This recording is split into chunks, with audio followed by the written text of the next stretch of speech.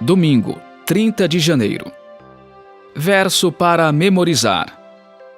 Porque nos convinha um sumo sacerdote como este, santo, inculpável, sem mácula, separado dos pecadores e exaltado acima dos céus. Hebreus 7, 26. Sacerdote em favor dos seres humanos.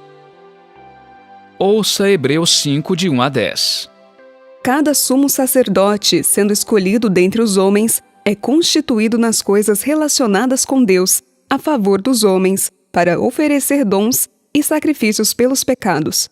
Ele é capaz de se compadecer dos ignorantes e dos que se desviam do caminho, pois também ele mesmo está rodeado de fraquezas.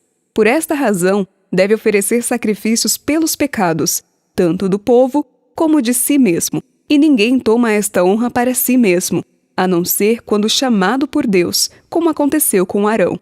Assim, também Cristo não glorificou a si mesmo para se tornar sumo sacerdote, mas quem o glorificou foi aquele que lhe disse: "Você é meu filho, hoje eu gerei você." E em outro lugar também diz: "Você é sacerdote para sempre, segundo a ordem de Melquisedeque."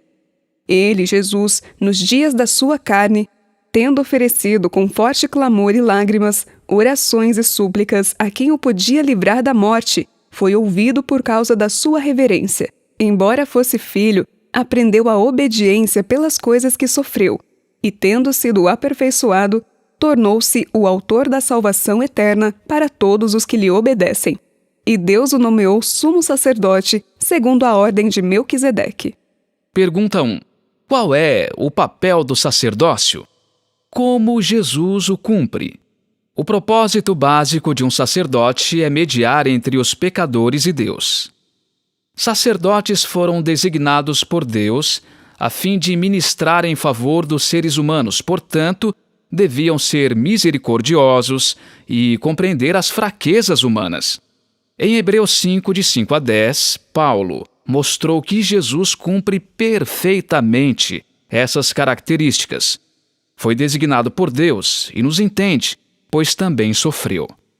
Porém, existem algumas diferenças importantes. Jesus não foi escolhido dentre os homens.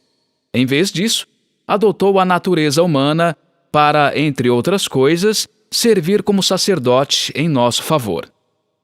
Ele não ofereceu sacrifícios pelos seus próprios pecados, mas apenas pelos nossos, pois ele não tinha pecado. Hebreus diz que Jesus orou a quem o podia livrar da morte, e foi ouvido. Deus salvou Jesus da segunda morte, quando o ressuscitou. Hebreus também diz que Jesus aprendeu obediência pelas coisas que sofreu. A obediência era nova para Jesus, não porque ele fosse desobediente, mas porque era Deus. Como soberano do universo, Jesus não obedecia a ninguém, todos lhe obedeciam. O sofrimento e a morte não o aperfeiçoaram no sentido de que tenha progredido moral ou eticamente, nem o tornaram misericordioso. Ao contrário, Jesus veio à Terra porque sempre foi misericordioso. Por isso, teve compaixão de nós. O que Hebreus quer dizer é que foi por meio dos sofrimentos que a realidade do amor fraterno de Jesus, a autenticidade de sua natureza humana e a profundidade de sua submissão como representante da humanidade conforme a vontade do Pai foram verdadeiramente expressas e reveladas. Ele foi aperfeiçoado no sentido de que seus sofrimentos o qualificaram para ser nosso sumo sacerdote. Foi sua vida de perfeita obediência e depois sua morte na cruz que constituíram a oferta de sacrifício que Jesus apresentou ao Pai como nosso sacerdote.